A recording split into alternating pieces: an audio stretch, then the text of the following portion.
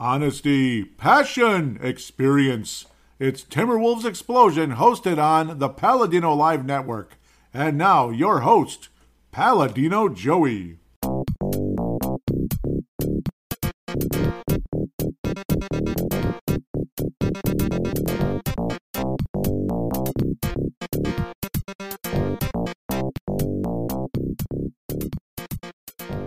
Hello again, Timberwolves fans. Are you ready for the explosion of Timberwolves basketball? I am your host, Paladino Joey, or Joey Awajan. Timberwolves Explosion is available on all of your favorite podcasting apps. Thank you once and always for downloading and listening to the show. It is a great pleasure to be back on board with you once again today. Of course, Timberwolves Explosion also available on the Basketball Podcast Network. Always a pleasure to be on board there. The Minnesota Timberwolves played 3 games this past weekend, were meatloafed. They went 1-2.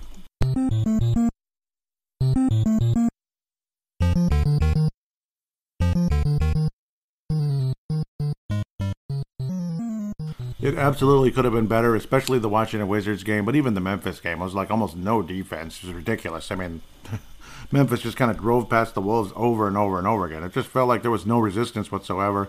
And in the fourth quarter, very similar with the Washington Wizards game. Kyrie Irving went off, and there was highlight after highlight on both sides, but the great defensive stand kept the Wolves ahead when the clock hit 0. And the Wolves beat Dallas on the road in a very impressive game and an impressive introduction for Kyrie Irving, particularly in the fourth quarter. He was incredible, and that's what brought the Mavericks back. The Wolves led most of the way in that one. As for games to preview, well, basically none. There's basically no games to preview. We'll basically do that next week, in a sense. So it's like review this week, preview next week. So I'm debating on maybe like a 2-segment show. Maybe I can just kind of have one big segment here and then one conversation, basically fan interaction, of course, there. Or just kind of looking around the league, stuff like that. So I think I'm going to keep this to 2 segments. That's where I'm leaning towards, and it'll be similar next week, where it'll be previewing and post All-Star and all that. But yes, Anthony Edwards did eventually make the All-Star team, yes, as a replacement. Kevin Garnett's All-Star career started that way as well, as an injury replacement. I forgot who the injured player was in Garnett's case many years ago, but probably a very familiar name that I would remember. But obviously that was 20 some years ago, 25 years ago already, which is really hard to believe. But yep, Kevin Durant's on the Suns, this and that. He's one of the people that's out. So, or at least he won't be there at the All-Star game. Curry's out, of course, and such. But having Anthony Edwards make the All-Star team eventually is an awesome feeling. So we're all super happy about that. Otherwise, the Memphis game, not so happy. 128-107 loss. This was in Memphis with a baby blue look and everything. Obviously an ultra-talented team. Ja Morant up and down the floor over and over and over and over again. Very happy with himself as he continues to, drive past the Wolves and dunk and all that. And, with those give-and-go plays that the Grizzlies like to do, the quick passing and all that. A very athletic, very young athletic team, again, that's up and down the court. And it's a fun style of basketball. It's a pain in the ass to play against, which is, well, that's the idea, that's the idea. And, well, that's why they got 128 points in the game, as they exploited the Wolves, just kind of being a little slow time and time again defensively. Conley's first game with the Wolves, nothing special, nothing to write home about. And it's ironic how he's playing against the team that he played with for several years, was drafted by, again, him being Mike Conley, his debut with the Wolves. Nothing to write home about. 9 points, 3 assists, 3 turnovers, this and that. But still nice to see him in a Timberwolves jersey, an established player who's been around forever and ever and ever, and a guy I would have wanted in the draft way back in the day when he was drafted, or some kind of trade for him, this and that. But Conley can clearly still play, which is a good thing. We just wish that it was the Conley way, way, way back. It would have been super sweet to have Conley, even just a couple of years ago, like 3 to 5 years ago, because when he was still in his prime, he was a hell of a player. So it's nice to have him, and you'll still see a lot of what he can do, and that's the good part. Josh Okogie's been getting lots of playing time with the Suns now that I'm distracted seeing it on the screen. The Suns are going early 90s look, which I like. Not the black ones, but the the bold purple jerseys, which were really cool. That was when they went to the NBA Finals against the Bulls. Nice look, actually, very nice look. You could argue the best look the Suns ever had. When Chuck first got there, Pretty cool stuff. Sorry, I'm a bit distracted here. But this wasn't a fun game at all. Again, Memphis up and down the court. Jalen Noel got hot driving to the basket and hit a couple of threes and all that. 21 points off the bench. But Jalen Noel's been kind of an up and down player all season. His shooting percentage has not been good. In this game it was, though, 9 of 16. He actually had the second most shot attempts in the game to Anthony Edwards. Jaden McDaniels didn't shoot well, but again, he provides more than just offense. He's kind of like the Garnett Light, I guess you could say, on the Wolves in terms of that long athletic defensive player. It isn't necessarily the most offensive-minded guy, but on occasion he is. Nikhil Alexander-Walker got in there in the junk time, 139 minutes with a bunch of other guys.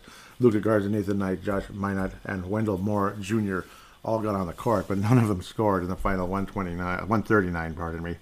So, obviously that was the garbage time, as they call it, as Memphis had built a big lead.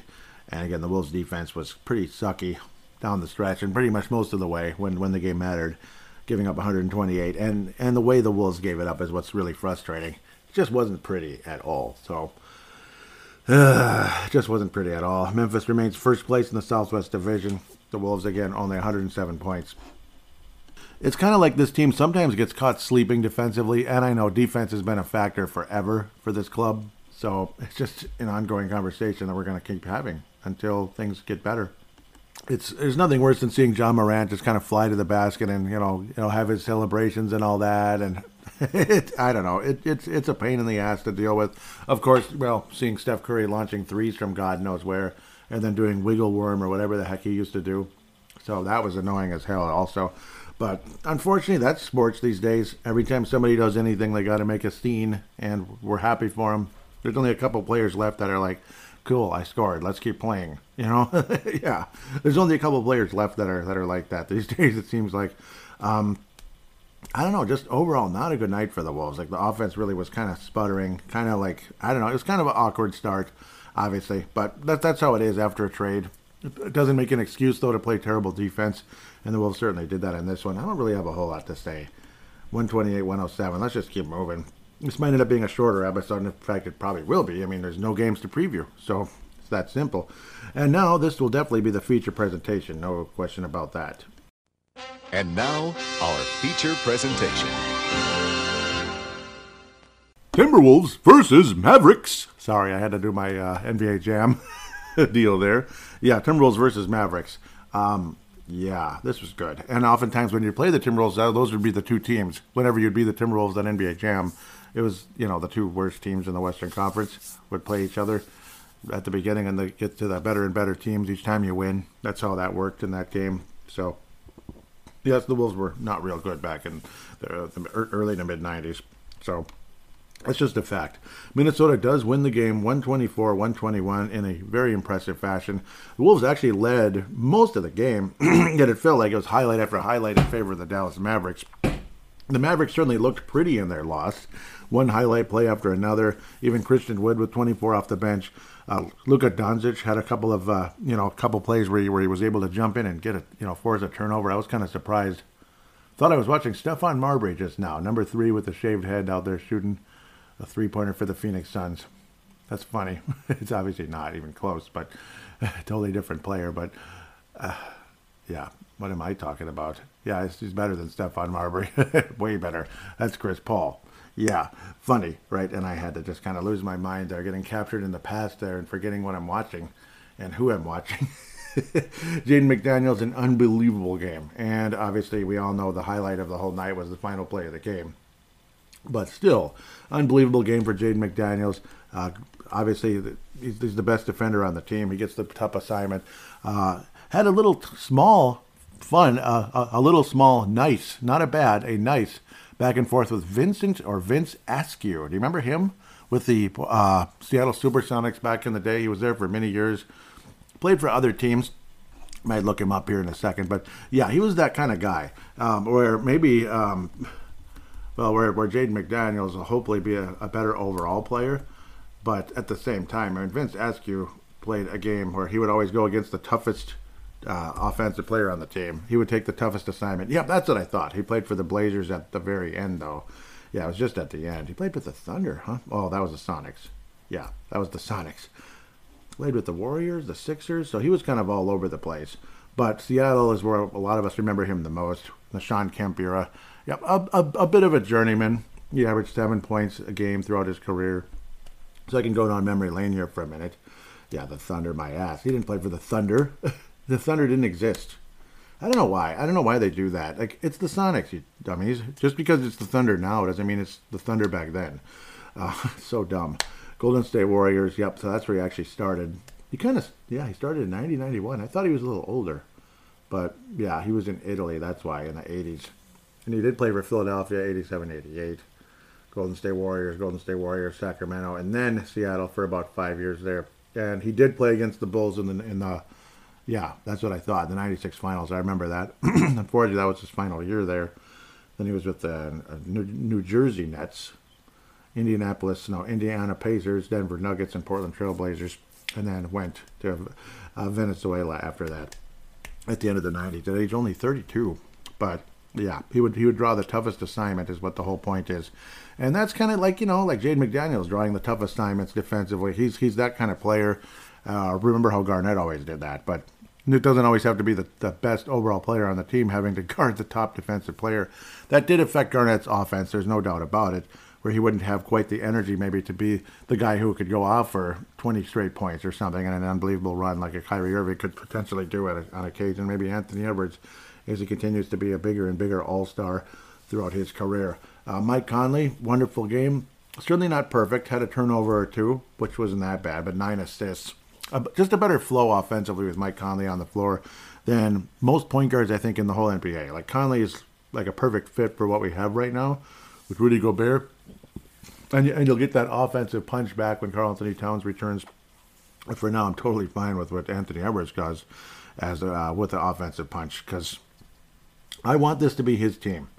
I want this to be Anthony Edwards' team. As great as Karl Anthony Towns is, nobody's complaining. I mean, Karl Anthony Towns is a luxury, an absolute luxury to have on this team. But at the same time, is it that crazy? Is it that stupid to say this should be Anthony Edwards' team? Honest to God, 12 of 22 from the floor. He was only 1 of 4 from downtown, but still, not the worst thing you ever saw. Conley actually attempted, 6 of his shots were actually 3-point attempts, and he made half of them. Just an overall kind of a nice 3-and-D and a wonderful offensive flow from Mike Conley. He also got 5 assists from Slow-Mo, as they call him, as I'm calling him that for the first time in this show, even though everybody's called him that forever. Taurean Prince started instead of Kyle Anderson. Interesting matchup situation there. 5 assists for Taurean Prince. So both Prince and Anderson combining for 10 assists in the game. And then you had Conley. That's 19 assists with 3 players. The adults in the room, as we like to call them. Jordan McLaughlin. Yep, his minutes have been kind of limited. It seems like he's probably the kind of guy, he's still just kind of getting in the flow again at the end of the day. And Austin Rivers just kind of, again, he's another one of the adults in the room, even though he didn't really act like that adult-like against the Orlando Magic. Even Kyle Anderson's lost it a couple times this year, but what the hell? Everybody loses it sometimes. Sam Mitchell went absolutely berserk on Kevin Willis years ago in the playoffs. But I guess that was him sending a message like, you're not going to push us around anymore. That's basically what that was all about. And he basically said that right afterward. Like, hey, that's the whole point. So, because that guy was a bully. Kevin Willis was a bully. Yeah, particularly against the Wolves in that Houston series. Holy crap. Elbowing people in the face. Gee, that's nice. Rudy Gobert was perfect. 9 of 9 from the floor, 14 rebounds, and 21 points and all that. And again, just a great flow. Again, more of a receiver of lob passes from Mike Conley versus, some of those quick bounce passes from D'Angelo Russell. It makes sense because Gobert's kind of more of a long type of player, that type of thing. You could see him kind of probably having a tougher time handling some of those fast-moving bounce passes, like line drives coming his way. When just the way he's structured, he is more of a lob type of guy. That's kind of go up and grab the ball midair and dunk it or whatever the heck. Mostly dunking. You've certainly seen more dunking from Gobert lately, and I think we're going to see more and more of that with Mike Conley in the mix. So it is kind of ironic. I mean, Conley and Gobert together again in Minnesota, but it makes sense, and I think this could definitely push the Timberwolves into the postseason. and possibly even win a series this year, which is at least, it's definitely something if the Wolves can win a series. It means a lot. It's much better if we can go all the way and all that, and you never know in the wide open Western Conference, but to at least get out of the first round, it's a building block going to the future, especially for guys like Anthony Edwards and Jaden McDaniels, where a lot of people see them as kind of the potential Jordan and Pippen long term for the Minnesota Timberwolves. Or Jaden McDaniels, that's the Scottie Pippen thing, again, where, again, you draw the toughest assignment. That was Scottie Pippen's role with the Bulls. Rodman helped out in that quite a bit as well during the second three-peat with the Chicago Bulls. Every team wants to have at least one guy like that is, he's willing to draw the toughest assignment. And apparently that's Jaden McDaniels. Not only like a want to do it, but the ability to do it. Michael Cooper with the Lakers, in the 1980s. So Detroit had a million of those guys. Detroit, that great Detroit team. Portland, I'm trying to remember who that might have been. But I don't know. They didn't win a championship, unfortunately, but they got to the finals twice. And lost, unfortunately, to the Bulls and the Pistons. Pistons and Bulls in that order. Anyway, but, unfortunately, no Nickeil Alexander-Walker in this game. Yeah, he did get to play against Washington, but just a fun game. Anthony Edwards was dominant again, attacking the basket and a lot of those mid-range shots as well. Those pull-up, you could say pull-up or elbow shots, pull-up jumpers that are kind of from the elbow, plays like that. But Edwards certainly kind of brought the juice in this game with the 32 points, and again, a great overall fun flow in the offense. The Timberwolves looked like the better team most of the way, except the fourth quarter, which unfortunately ended up being a similar problem versus Washington in the next game. Yeah, the Wolves did lose 39-24. Again, a huge run by Kyrie Irving, just kind of blowing up and showing what he can do. Kyrie Irving wound up with 36. Luka Doncic with 30. Didn't get a triple-double in the game, and the Wolves played unbelievable defense on the two players that combined for 69 points in this game. Jaden McDaniels and Anthony Edwards shutting down Luka Doncic and Kyrie Irving in the final play that couldn't even get a shot off. They didn't even muster a shot. The clock ran out by the time it struck zero and the game was over. Mavericks down by only 3. You never know. I mean, 3 is one possession. That doesn't mean they're going to make the 3.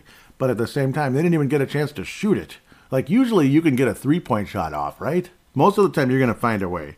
But Anthony Edwards and Jaden McDaniels' clamp down defense was off the charts. Absolutely off the charts, and it ended up being an incredible feeling for every Timberwolves fan on the planet, seeing what they saw against guys that combined for almost 70 points in the same game. I mean, an unbelievable night, and obviously it's a backcourt that's going to give people nightmares the rest of the season, and who knows, maybe it'll carry them to a title. You just never know. Maybe the Mavericks will win the title this year.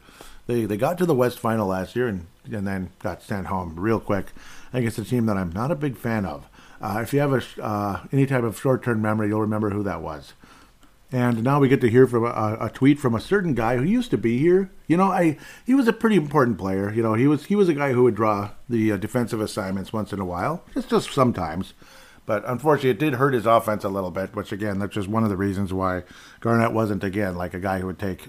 I just spoiled it. Who would take who would score like 15, 20 points in a row or 15 out of 20 points in the fourth quarter or something. Sometimes he did, sometimes he didn't. Kevin Garnett, yes, at Kevin Garnett 5kg. It's easiest Twitter ever, I guess, to remember. Unfortunately, it's 5 instead of 21. Hopefully that changes someday or whatever. He says, Wolves tightened up the laces on D. Don't underestimate culture shifters. Right. So, yep. Probably that Mike Conley versus D'Angelo Russell. You can imagine. And I do think things are better. Earlier, Kevin Garnett said double alphas, Kyrie and Luka. Best duo in the West. Paul Pierce ain't going for it, though. I'm standing on it. So basically, interesting. Yeah, Paul Pierce didn't agree with Garnett's thoughts, apparently is what he's saying. Interesting. Yep, interesting. But it's nice to have Garnett on Twitter and everything, obviously, and he's been there for a while. But it seems like not as long as some of the other big names out there that have been around forever. 103,000.1 followers, and he's following only 135. But usually that's how it is. It's slightly one-sided usually. Can't imagine why, right? Anyhow, but definitely a highlight night for Minnesota Timberwolves fans and everybody that would celebrate this team and feel like $1 million afterwards. It just sucks that you follow it up with a game like frickin' Washington Wizards. And in the game where the Wolves led 30-20, 30-20, 30-10, 32-12. But then the Washington Wizards started kind of inching back. The first quarter was 36-21. The Wizards inched back in the second quarter. The Wolves kind of, again, showed some promise into the third. Believe it or not, the Wolves actually came out of the third ahead and feeling good about themselves. And then the fourth, it's almost like we just kind of stopped playing. It was weird. It was kind of, it felt kind of subtle, but then all of a sudden it's like, see, because it wasn't as obvious the way, like, say, Memphis just kind of flew by the Wolves over and over and over again, like no defense. But then again, it kind of it kind of became that way as the game progressed. It was like, seriously, is anybody even watching? Like, why are guys able to cherry pick their way to the basket? Why are and why are the Mavericks why are the Wizards forcing turnover after turnover? Can't we be a little bit more like, I don't know, can we play with a little more like care with the ball a little bit? Anthony Edwards had 6 turnovers in the game, again 34 points. Incredible game offensively, but the turnovers are brutal. The turnovers were brutal in this game. Mike Conley didn't have a single turnover in the game. Who was the guy that? Oh yeah, Jalen Noel. He only had one, but it was a brutal turnover. I was like, where was he throwing the ball to? That was really strange. It was like he was trying to get the ball back to Conley, and I was like, what was that? Like, that was weird. I imagine Conley throwing his hands up, but I think Conley's more of the calmer type of guy. Maybe behind the scenes, it's like, can you? Yeah, you might want to time that a little better. You might want to like pay attention to the situation here. You got a guy who could literally just like in the NFL, basically, jump that route, as they say in the NFL, and then off they go. Luckily, it's not 6 points; it's only 2, but still, it's a crappy turnover. And what if that was the end of the game? Just an utter collapse, and it was stupid. It was like a stock, like, say, if it's the Wolves stock, obviously, like some terrible news came out and the stock just collapsed at the end after doing okay most of the way. The Wolves were winning the whole game, despite some runs by the Wizards. And their weird uniforms, by the way. Weird. They're okay, but they're weird. They're just odd. And in the Wizards' case, it's like, holy crap, the greatest news ever, and the stock goes, whoo, at the last minute. And that's pretty much what happened when you look at the win probability on Yahoo Sports. Jaden McDaniels made half his shots. Again, played an overall good game, but again, the turnovers in this one, not pretty. 18 turnovers, it felt like 35. It felt bad. And, that fourth quarter was awful. And, the Wolves were outplaying this team the whole game. It was a team that you could beat easily. And then all of a sudden, our offense went down the crapper, mostly because of the turnovers. That just affected us. Again, it looked like what was going to be a smooth, comfortable win at home, by the way. Ended up being a, nice win for the Washington Wizards and a crappy game for the Wolves overall.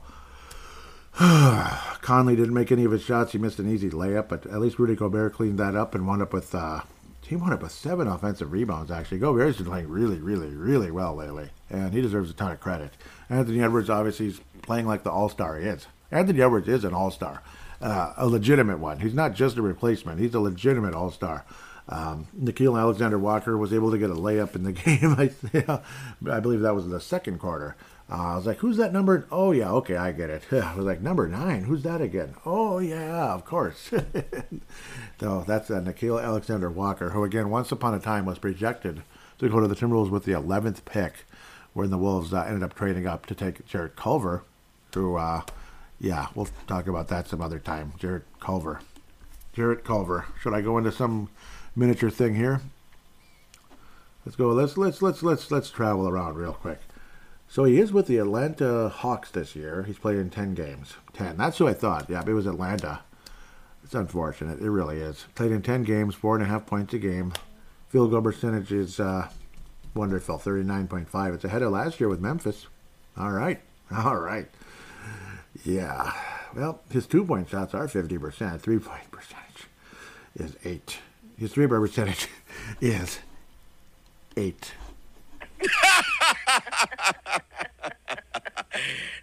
Isn't that something? Isn't that great? 8%? Yeah. All right, Jarrett.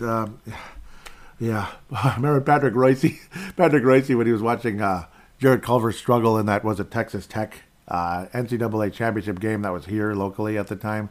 And he's like, watch the Wolves. They're going to take this. They're going to take this guy, aren't they? Just watch. They're going to take him. And he ended up being right. It's like, they'll be just like the Wolves. Take a guy you can't shoot. I like Patrick Royce's little Timberwolves rants at times. I don't know, or even rants about the NBA at times. It's, he likes the NBA just fine. Obviously, he's not just too good for the NBA necessarily. And I sure the heck am not. Even though I've had issues forever. But it's the good old days when you look at those Phoenix Suns jerseys, that beautiful purple color. That kind of keep me around, hoping and wishing that there'd be a little bit of a classic vibe to the NBA. And occasionally there is. Occasionally. Sometimes during All-Star Weekend you get that feeling. Sometimes. Other times it's like it turns into some political rant or it's just dumb and stupid. I don't know. It's not the best thing you ever saw. But I remember one year they opened up like going after Laura Ingraham like 3 seconds into the broadcast. And I'm like, okay. And I'm like, if you're going to talk politics, I am done. I just want to watch a little bit of basketball. We've had enough of the politics and the fighting with each other. Can we just watch basketball? That's not too much to ask. You want to block me on Twitter? You want to disable my account for 3 years because I don't want to hear politics? Screw you. So stuff like that. Back to the Wizards game again. I think I've made my point. It was an utter unfortunate collapse. Even though there were so many good moments in the game, it's just a damn shame the way this team just literally stopped playing in the fourth quarter. It was stupid, and we still had a chance to win, and we didn't. They still had a chance to win. They only lost by 4. We were right in it. Still had a chance to win. Well, we only lost by 4. We lost by 8. We lost by 8. We were down by 4 very late, and then just kind of let it go. We were in it for quite a while, but only lost by 4. I'm losing it. Yep, I keep moving my eyes around a little too fast here. But no, we lost by 8, but still had a chance to win this game. And just the way things kind of just collapsed in the last minutes, it was just stupid. It was stupid and super unfortunate. Gobert, again, another good game, but again, he shouldn't have been on the floor late. The way the Wizards were attacking and kind of, they were drawing him out, and it wasn't helping. There's just no reason for Gobert to be having to go out to guard Porzingis. It didn't make any sense. So this was one of the not so great. You could say, as much as I love Chris Finch and he's my favorite guy, he's pretty much my favorite Wolves coach since Flip. He'd have to be. And Porzingis wasn't even good in the game. That's what's annoying. It was just stupid. He wasn't even good in the game. But yeah, I mean, leaving Gobert out there down the stretch when it just wasn't the time to have him on the floor. It certainly didn't help the Wolves' cause.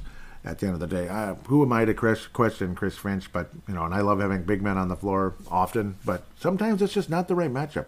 The Wizards certainly tightened their bench in a lot of ways. Only 9 players played in the game, but it was a well-coached game by the Washington Wizards. It's that simple. They had a good day.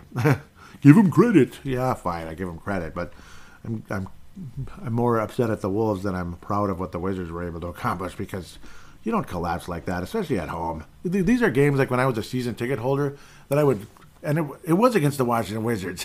There was a game where it was kind of similar. It was a crappy Wizards team, and just down the stretch, the way the Wolves blew it, and the way they blew it, and the decision making and all that, I ended up shredding the ticket in my hand and throwing it over the balcony. Now, I could have gotten in trouble for that because that's a no-no, but I did it anyway because I was furious. And I shredded the ticket in my hands and threw it over the balcony. Yeah. Yep. I was furious. Because in a game like this is exactly like that. When you're a season ticket holder and you're paying, way back in the day, I think there was a really nice deal because it was the lockout. That's when I started becoming a ticket holder. That 1998-99 lockout. I think I got Wolves tickets for the season for like $400. That's like the deal of the century. But now it's thousands of dollars, even in the upper deck. Because that was the bottom of the upper deck, and most people would say the sides, like the sides, so to speak, are those are the more expensive tickets. But having it on the east-west versus the north-south versus the east-west per se, like the thinner part, that's better because you learn more about basketball, it seems like. You learn more. You can see plays develop a little better that way. It's almost like being on the court in a sense. So I cherish having that seat for 4 years. But games like that make you want your money back. You just want your money back when a team kind of just tanks on you basically out there. Not intentionally, but they just did. They just did tank. And that's how it is. So there's my little rant, I guess you could say. And the fact that there's no games to preview. We'll do the previewing next week. It'll be kind of a similar situation. Hopefully Anthony Edwards has an awesome All-Star weekend. And hope he gets MVP. Wouldn't that be the coolest thing ever? The odds of that are very slim because usually the young guys get frozen out of the offense. Oftentimes. Sometimes they do, sometimes they don't. Before I take a break and go to fan interaction, we can look around the league a teeny tiny bit. Just like me and Marcus used to do back in the day. How is Marcus doing? I don't know. I wish I knew. So, which, again, that's just giving you that update. I wish I knew. People just don't talk to you sometimes. People just don't talk to you anymore sometimes. That's how it is.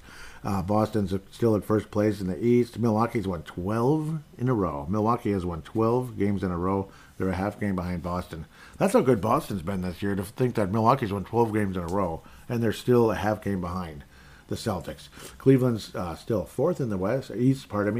Philadelphia's up to third, which is good for them, I suppose. The Bucks have been better ever since they kind of started moving things around. They're fifth. New York Knicks are sixth. Good for them. Miami Heat, Atlanta, Washington, and Toronto are all battling in that play-in area. They're in the play-in bracket, so to speak. That 7, 8, 9, 10 deal. Toronto's 10th. Chicago's kind of hanging around, but they've lost 6 in a row. Indiana, I don't know why they're disappointing every year. What the heck? Because there's so much. They always have talented players, even though you sometimes you forget who's there because they trade all the time. Obviously, Sabonis is long gone with the Sacramento Kings, but yep, Chicago would be 11th, Indiana 12, Orlando 13, Charlotte 14, and Detroit riding the pine with the 15th seed, so to speak, the last place seed in the Eastern Conference. They are the least of the least, so to speak. Of course, Houston and San Antonio. San Antonio actually sucks now. They've lost 14 in a row. San Antonio has lost 14 in a row. Ooh, the Texas two-step. San Antonio and Houston. Remember those days, how tough that was? San Antonio and Houston, that was a tough road trip. Now it's like, you lose those games, you suck. What are you doing? That type of thing. Denver is the number one team in the West, which I'll take that any day over the frickin' Northern California team. Any day of the week. Even though I don't even like Denver. I don't. 41 and 18. They're almost at 700 now. We may have a very unique NBA Finals this year. And you know what? It's about bleeping time. Instead of like the Lakers, the Lakers, the Warriors, the Cleveland Cavaliers when LeBron was there. Stuff like that. Every couple of years, it's the same couple teams, and the Heat for a while. Even though I like them, but still, they became kind of a regular. Boston's an old school regular, but they've been away for so long. Outside of the Garnett era, you're talking like the late 80s was the last time they went to the NBA Finals. The mid to late 80s, 87, and they lost. Memphis is number 2. Sacramento is number 3, but they've been okay. They've been playing 500 ball. Memphis is 4-6, believe it or not, despite jumping all over us. The Clippers, surprisingly, Clippers are finally kind of coming out of the doldrums of HE double hockey sticks or purgatory or whatever of the NBA. They're starting to step it up now. And Kawhi Leonard's certainly playing a hell of a lot better. He's been averaging 28 points a game the past few games here. So it's about time. It's about time Kawhi Leonard kind of woke up again. Kind of starting to come back to what he was. They're beating the Phoenix Suns right now on the TV. This is a replay, of course. No Kevin Durant. Phoenix Suns are behind them with the same record almost. They're a half game behind. Phoenix Suns, when Kevin Durant emerges healthy, watch out. That's probably the best team in the West, probably, but you never know. Maybe not. Dallas is right. Dallas is a game behind New Orleans and Minnesota. That's us, of course. We're tied at we're 11 games behind the Denver Nuggets for the number 1 seed. We are the 7th seed at the moment. Losing to the Wizards is not how you get the job done. It's just not acceptable, and it's stupid. Can't believe we lost to the Wizards. So we're the 8th seed, We're the 8th seed. Warriors would be 9th. We'd be playing the Warriors in a play-in game. Okay. Oklahoma City somehow, some way would be in the play-in right now. 28-29. They've been a nice little cute surprise this year. Portland is out. What would they be? The 11th. Utah now, as good as they were for a while there, are the 12th seed now. Weird, but Walker Kessler still looks like an awesome prospect for many years. The Lakers are 13th. Ugh. And then you get into the doldrums of HE double hockey sticks in the NBA. San Antonio and Houston. San Antonio and Houston. The Texas two-step are two-bit garbage right now. No, okay, sorry. I don't know which accent I'm even using. It was like Texas mixed with Australian. Right now. What was that? Sorry. I think Vince will like that one. Vince Germano. And today probably was like, okay, that's nice. No. Okay, I just wanted to look around. I mean, I don't know, what the hell. You know, it's interesting. It's what it is. It's All-Star Weekend. How do I feel about All-Star games? Not the way I used to feel about them. I used to think they were one of the funnest things of the year back in the day. Like back in the 90s, the 80s, the 90s, you know. Yeah. You know, Patrick Ewing, you know, those long games that, you know, the 138 to 136. But, you know, obviously you're still going to get high scoring. But those games, it looked like those players really wanted to win those games. They made some interesting adjustments last year, actually, and it's promising. The NBA All-Star Game is better than the NHL one, and I'm a pretty big hockey fan. I'm not ashamed to say I like hockey too. But the NBA has improved. That's the one thing the NHL has never really been good at, is the All-Star Game, because the problem is the way hockey's structured is goalies are basically hung out to dry. And I can't, you know, and oftentimes a goaltender is going to come back from the All-Star Game not playing very well because they're facing a firing squad. No defense, and all the best players in the world shooting pucks at you nonstop. That's not good for a goaltender. So in the NBA, you don't have that problem where you have a goalie basically being hung out to dry. So there's always that. But you're seeing a little better effort now in these All-Star games, and it's set up more interestingly too. So that's the positive of it all. Bottom line, go Anthony Edwards. Not necessarily screw everyone else, but go Anthony Edwards. I'm much more interested in how he does versus any of the other players out there. As long as nobody gets hurt, that's what's important. Enjoy the weekend. Don't get injured. Even like a little tweak, you're hoping that doesn't happen at the end of the day. Looks like Bones Hyman got hit in the face somehow. I don't know what happened there, in the eye or something, but he's okay. That's good. Wouldn't have been the worst guy to have in the Wolves system right now, in the Wolves rotation long term, but didn't happen. Since he's with the Clippers instead, and well, we'll see. Babbly, right? That's Joey. Lone Wolf Award, Anthony Edwards. The Johnny Flynn Memorial is Mike Conley. No, it's not. It's not Mike Conley. I don't know if it's really an individual player. It's just the way the Wolves kind of, I don't know, terrible defense down the stretch in these games. It was ridiculous, quite frankly. Is there an individual player that it's like really let us down this week? I mean, Jalen Noel had 21 points off the bench in one of the games, but overall he's been a bit of a mess. So he's kind of like an honorable mention. Or sometimes it's like empty stats. Like, yeah, he had 21 points in the game we got whooped by. In the game we got whooped in with Memphis. So Rudy Gobert, definitely an honorable mention for the Lone Wolf. And Jaden McDaniels deserves recognition as well. With that, we'll take a quick break, and let's get to fan interaction and hear from Tanae and others, I believe.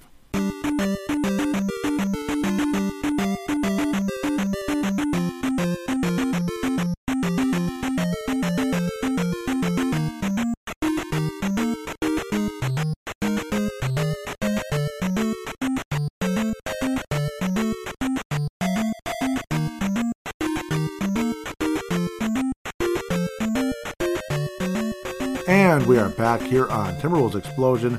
Before we get into fan interaction, let's get to DraftKings and all that. I probably should have did this a little earlier, but it's a weird show, so I apologize to DraftKings and to the Basketball Podcast Network.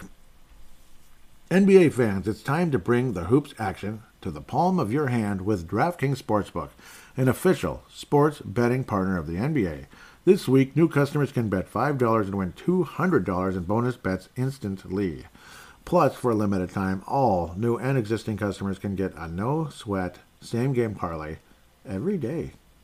Every day. Cool. Go to the DraftKings Sportsbook app today, opt in, and place a same-game parlay on any NBA game, and if it doesn't hit, you'll get a bonus bet back. Pretty cool. So, a same-game parlay could be, again, Anthony Edwards getting his 10 points, but also getting 10 points. Yeah, 10 points, getting 30 points, and maybe he gets 10 rebounds. Or how about Rudy Gobert going out there and Rudy Gobert?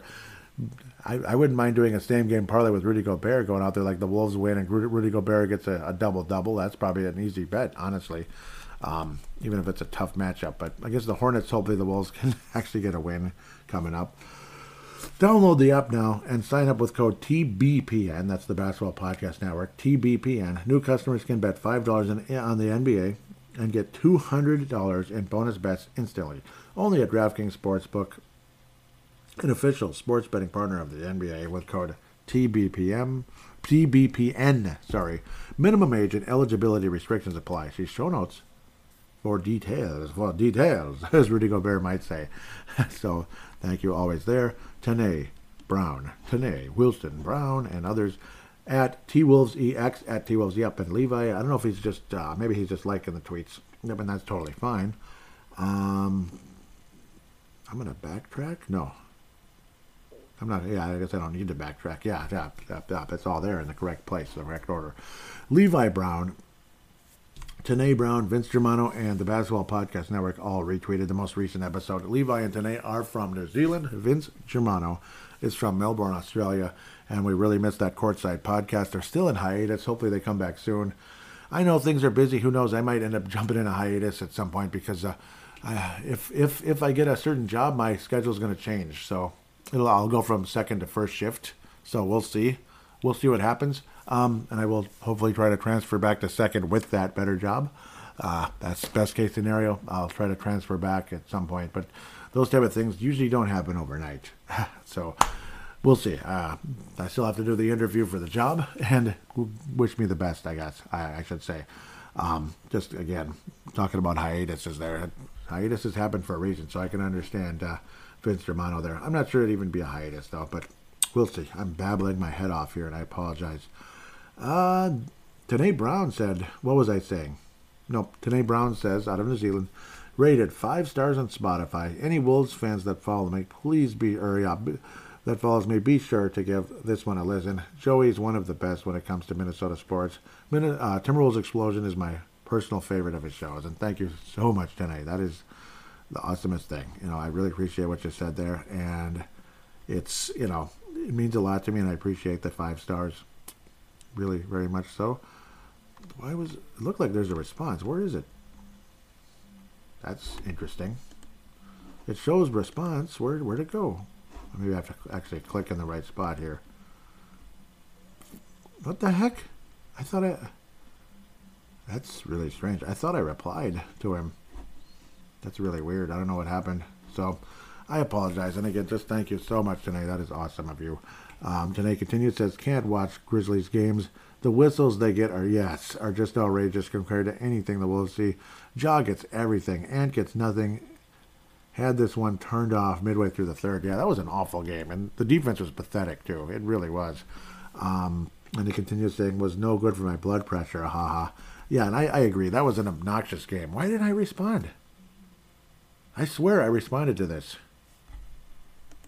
I did, right? There it is. Okay, I was like, you've got that right. My goodness, it's irritating beyond belief. Ja is one of the cockiest SOBs I've ever seen, and to think I didn't notice it the first 2 years or so. Yeah, and I don't know. It was an obnoxious game. The defense was pathetic, and like you said, yeah, I mean, it felt like every call goes their way, and it's like the way they play, attacking the basket. Oftentimes when you get a reputation and all that, and our team just seems to never be able to get the positive reputation with the refs, which is really annoying. Today says also was kind of happy when Edwards didn't make the All-Star game. Congratulations to him now. He definitely deserves to be there. Just would have been good to see him get a bit the rest of get a bit of rest over the All-Star weekend. He must be beat up with his minutes. Yeah, yep, that's for sure. And I remember how sometimes his knees get tired and such. Tanae was saying, And the lead is won. Just like that. Finch got to do a better job calling the timeout when everything looks out of sync. Yep, that was in the Dallas game. Everything was changing so quickly, and it was scary. It felt like the Wolves were going to lose that game. How did I... Yeah, we were talking about Ja. Yep, Zenithai Nas, I think that's how you say it. Zenithai Nas says exactly. At some point, Ja was my favorite non-Wolf. Now, oh my God, what a tool. Yeah, because I used to love him too. He was my favorite non-Wolf for a while. And then it's like, I don't like him now. Yep, so I agree with you there for sure. Yep, we follow each other. I just wanted to make sure we did. I thought so. Yep, good take there.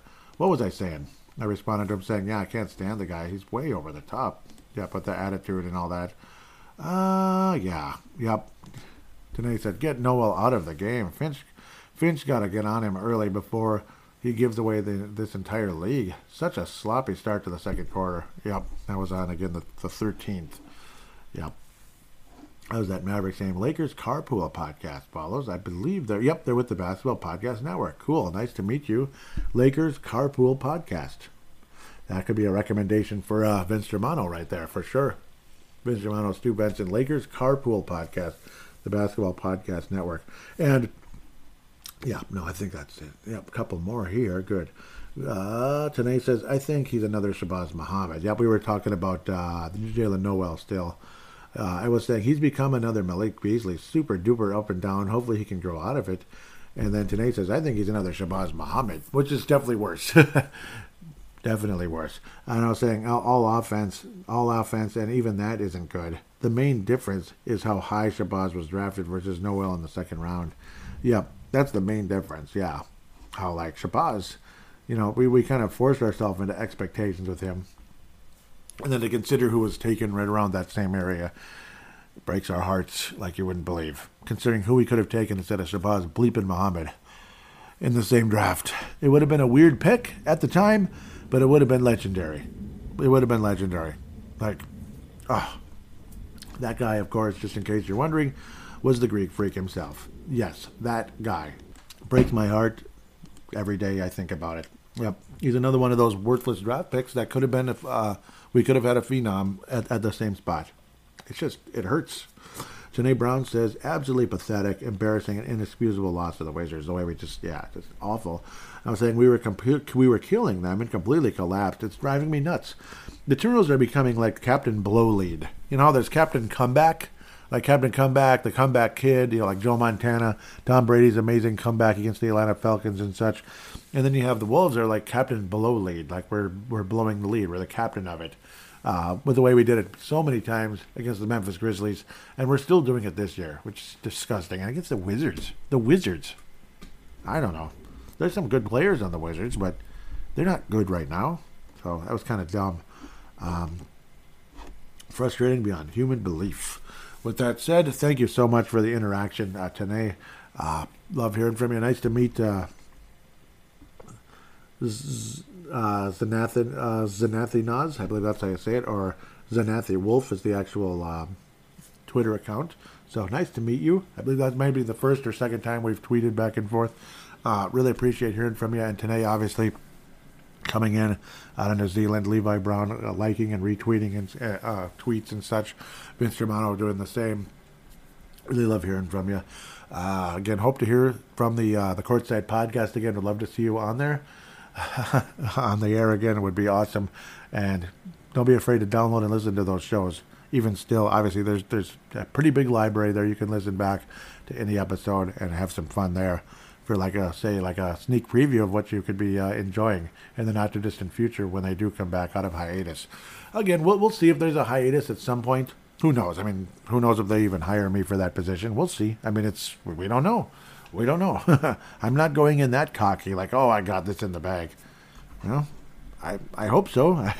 So that's kind of how that goes. Wishing all of you again a wonderful week. Enjoy the All-Star weekend or enjoy the break from basketball, I guess. Maybe watch hockey or something or get outside or whatever the heck you do. Other than that, take care, and we will talk to you next week regardless.